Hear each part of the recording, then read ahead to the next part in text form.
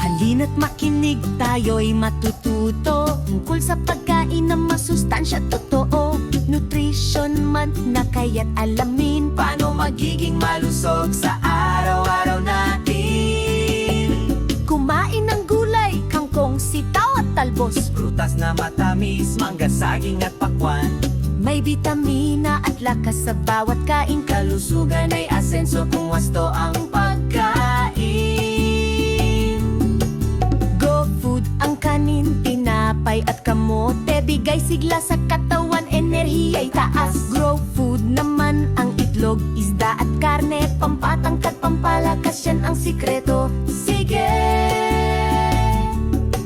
Glow food ang gatas, prutas at gulay. Pampaganda ng balat, buhok at ating buhay. Tubig ay inumin, wag soft drinks palagi. Kalusugan ang puhunan para sa masayang buhay.